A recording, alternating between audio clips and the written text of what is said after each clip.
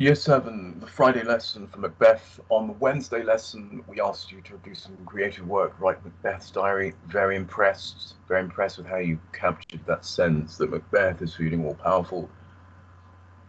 Invincible is the word for all powerful. I know you remember that.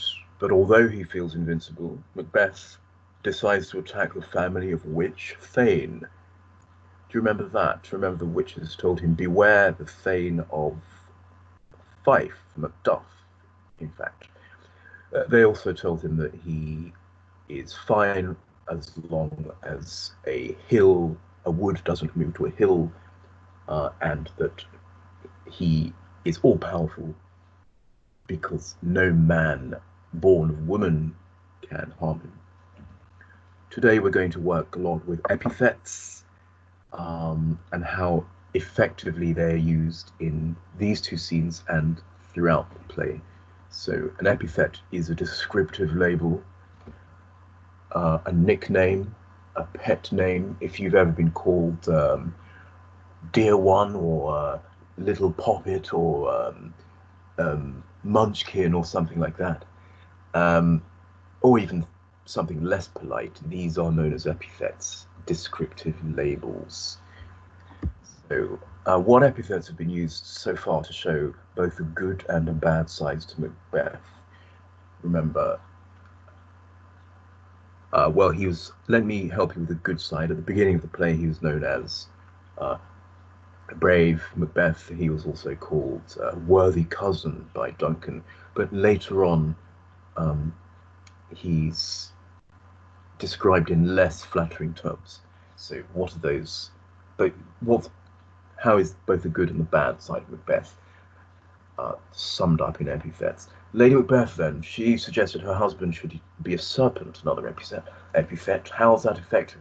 Think of what serpents do, think of how they behave, how they move, what their reputation is, and so why is that epithet effective as a label for Macbeth? Today we're going to fly through two scenes. We're going to examine the use of language, structure, and form in scene 2 and 3, and scene 3 of Act 4. So Macbeth has met the witches for the second time, and he's sending the murderers after the Thane of Fife's wife and child.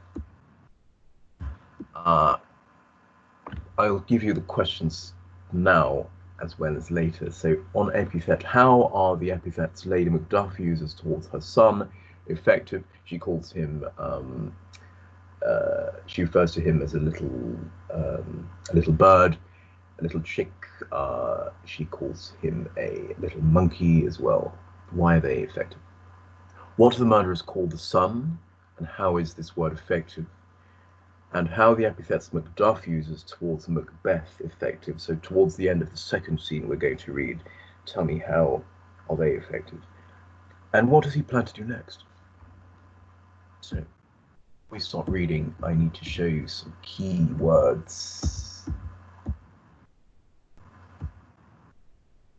Where are the key words? It's slow, isn't it? Exile then. It means banishment, not a holiday. An exile is something you're forced into. For example, rulers who've mistreated their people sometimes have to leave in exile, or if there's a revolution, they have to go into exile. Basically, it's an escape or banishment. A kite is a bird of prey. Macduff suggests Macbeth has been a hell kite who has murdered all his chickens, Macduff's chickens. And Malcolm, who's also in England, advises Macduff to, despite the bad news of his family, use this anger as a whetstone, which means a sharpening stone. Really elegant metaphor suggesting that Macbeth should turn the anger into aggression, sharpen his anger on Macbeth's misdeeds. So, what do you remember about Macduff? Anyone? What rank is he? He's a Thane. Where is he? He's in England. What does he feel towards Macbeth? anger at the moment, really, bitterness, the idea that he's bringing Scotland down by being the king, the illegal, tyrannical king. Remember, tyrant is somebody who's taken the throne by illegal means. We push on. So let's look at the scene, the first scene first. Act.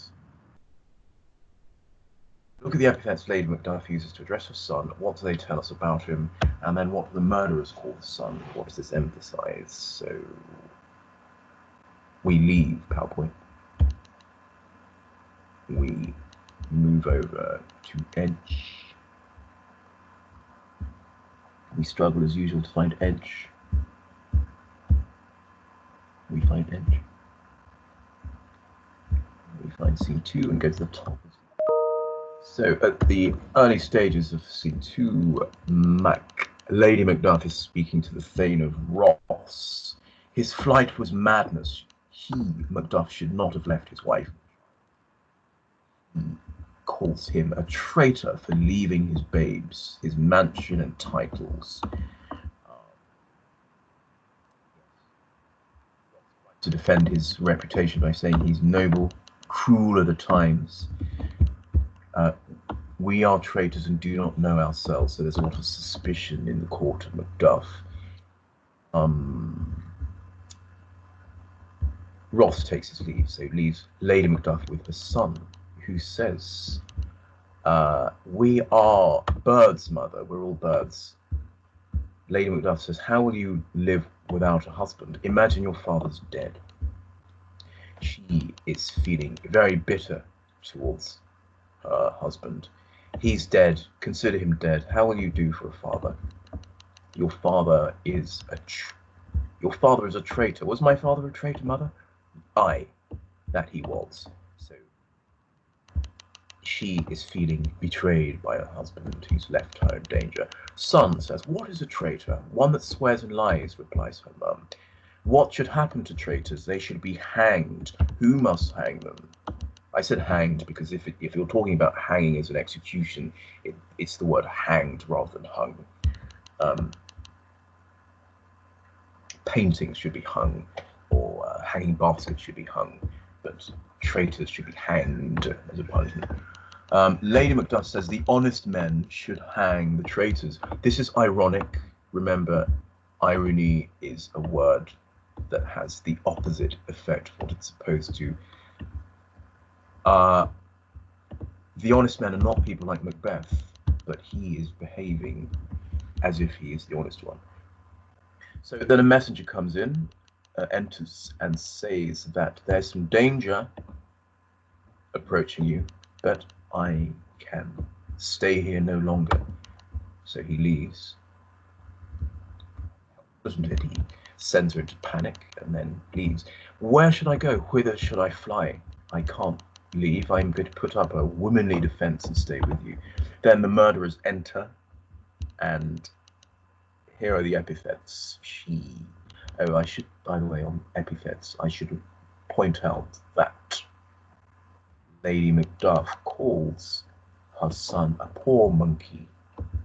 So think about the characteristics of these animals. The murderers also call him an egg, and think about the characteristics of those epithets and what they symbolize, why they're effective, why is it effective to call him an egg. By the way, 400 years of Shakespeare have never been so important. Look at us, we've created Macbeth out of eggs, and here it is. It's written into history that the sun is an egg. There's the murder scene. So while we're still in Edge, we'll jump over to the Well, he hears the news from Ross and Malcolm. Well, from Ross. My wife killed as well? What a hell kite. Remember, a kite is a bird of prey. All my pretty chickens have been injured at one fell swoop. You can look around, search around for the epithets Macduff uses. Again, Malcolm says, be this bad news to the whetstone of your sword. Your sword will be even sharper. You'll be more aggressive after hearing this holding this anger. Macduff says, bring thou this fiend of Scotland and myself within sword's length. So a fiend is some sort of demonic, diabolical, evil character. So if he escapes, let heaven forgive him too. We know that Macbeth he's interfered with that divine right of kings. He's upset the great chain of being. He's offended God. So let heaven forgive him too, says Macduff. So those are the two scenes. I will remind you of your questions after the video summary, which I'll try and find for you now. It includes a few quotations from the scene which you may find helpful. Includes system audio, going over to PowerPoint. If anything is unclear on the summary, then it should be somewhere on YouTube, so you'll be able to watch it, perhaps with better sound. See you on the other side.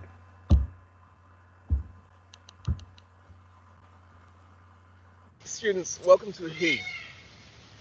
Welcome to the Heath. Last time we met, the witches told Macbeth to beware of Macduff, the Thane of Fife.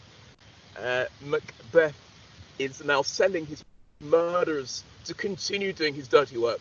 They're going to arrive at Castle Macduff. They're going to execute Macduff's wife and her son, and later in the scene, Macduff is going to hear the bad news. Macduff is currently living in exile in England, and he, using the imagery familiar to us now, refers to Macbeth again as a bird of prey. He's already been referred to as an owl, a hawk. Macduff calls him a hell kite, a bird of prey that's murdered all his pretty little chickens. And at the end of the second scene, Macduff promises to bring Macbeth to within sword's length of him.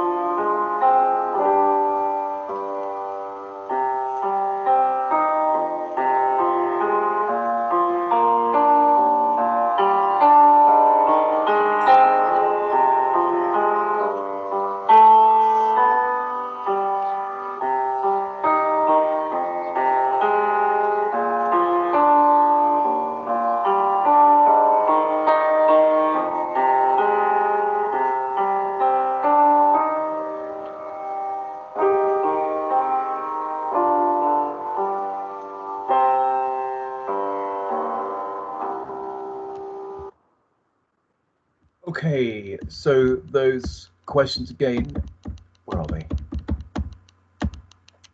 Epithet. How are the epithets Lady Macduff uses towards her son effective? What, over to the left, what do the murderers call the son? How is this word effective? Bottom right, how are the epithets Macduff uses towards Macbeth effective? Bottom left, what does Macduff plan to do next? So those four tasks, those four questions will give you a good understanding of where Macduff is and what he plans to do next. See you next week.